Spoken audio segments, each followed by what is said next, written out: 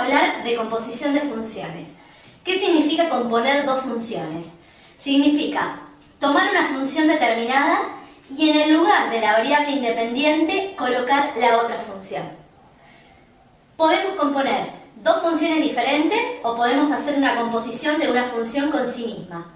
Supongamos que queremos componer estas dos funciones, la función f de x, que es la raíz cuadrada de x menos 1, y la función g de x, que es la función lineal 2x más 3. Para arrancar, lo que vamos a hacer es calcular el dominio de cada una de estas funciones, porque lo vamos a necesitar posteriormente, así ya luego lo podemos utilizar.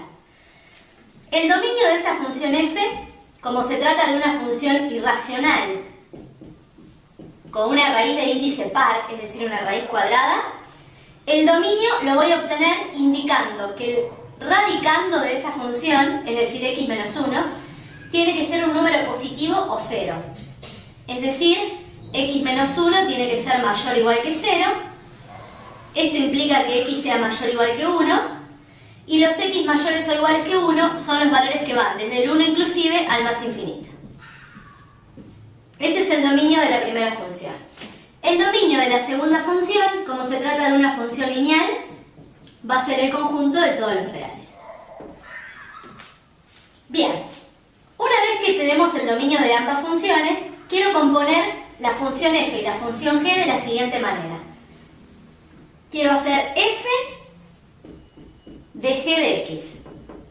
Esto significa tomar la función f y en cada lugar de la función f donde aparezca la variable independiente, es decir, la x, voy a colocar la función g. Entonces, la función f es esta que tenemos acá arriba. Si yo en el lugar de la variable independiente tengo que poner la función g, entonces esto me va a quedar la raíz cuadrada de g de x menos 1. Pero a su vez, como la función g de x es esta función que tenemos acá, si la reemplazo por el equivalente, eso me queda que esta función se convierte en 2x más 3, que es la función g de x, menos 1, que ya estaba. Puedo agrupar, puedo trabajar algebraicamente, y entonces voy a obtener que esta composición que obtuvimos está dada por f de g de x igual a la raíz cuadrada de 2x más 2. Porque 3 menos 1 es igual a 2 positivo. Bien, esta función es la función que obtuve como resultado de hacer la composición entre la función f y la función g. ¿Qué ocurre ahora si quiero calcular el dominio de una composición? Es decir, ¿puedo calcular directamente el dominio de la función que obtengo como resultado o tengo que realizar otro procedimiento? Bien, lo que tenemos que tener claro en este caso es que yo acá estoy obteniendo una función que es composición de otras dos. Y si las dos funciones que estoy utilizando tienen alguna restricción en su dominio, es probable que esta composición también.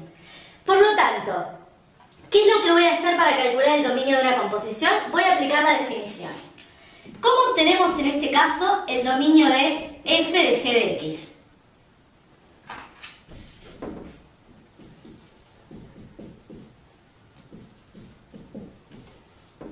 Bien, ¿qué es lo que tenemos que tener en cuenta?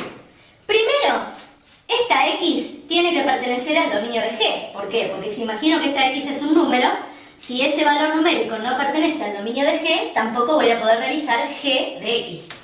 Entonces, x tiene que pertenecer al dominio de la función interior. Y además, una vez que pude realizar este g de x y eso me devolvió otro valor numérico, necesito tener en cuenta que todo ese valor numérico tiene que estar en el dominio de la función de afuera, porque si no tampoco voy a poder resolver f de cierto valor. O sea que g de x tiene que pertenecer al dominio de la función exterior. Utilizando esa formulita voy a poder determinar cuál es el dominio de esta composición. Y nunca mirando el resultado final. ¿Por qué? Porque a veces realizamos algún trabajo algebraico en el medio y la función que obtenemos como resultado pierde esas condiciones de dominio que teníamos que tener en cuenta. Ahora bien, dijimos, X tiene que pertenecer al dominio de G. ¿Cuál era, dijimos, el dominio de G? El dominio de G era el conjunto de todos los números reales.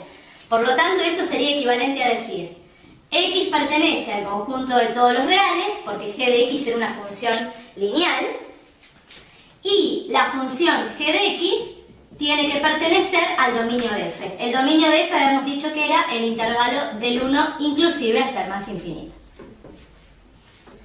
Bien, con esta condición, lo único que estoy diciendo es que X puede ser cualquier número real. Tendríamos que ver ahora qué tiene que ocurrir para que la función G de X pertenezca a ese intervalo que acabamos de escribir ahí. ¿Quién era la función G de X? La función G de X era la función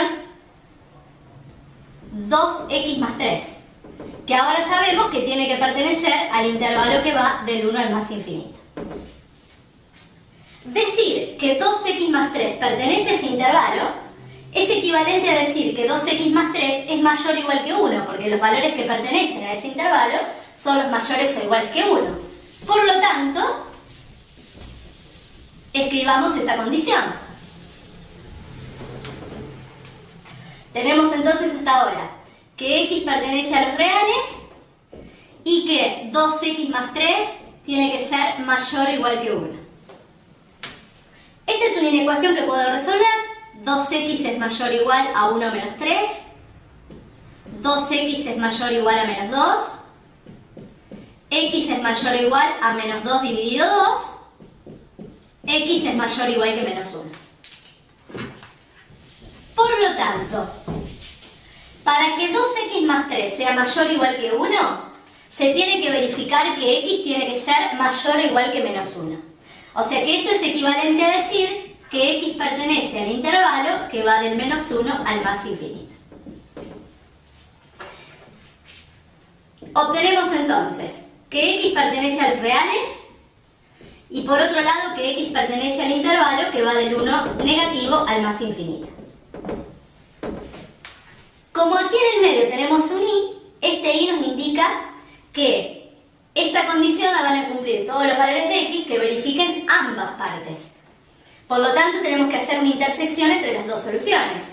Si por un lado tenemos todos los números reales y por otro lado tenemos los del intervalo del menos 1 al más infinito, la parte común entre esas dos soluciones sería el intervalo del menos 1 al más infinito. Por lo tanto, como consecuencia de eso, el dominio de la función f de g de x va a estar dado por el intervalo que va del menos 1 al más infinito.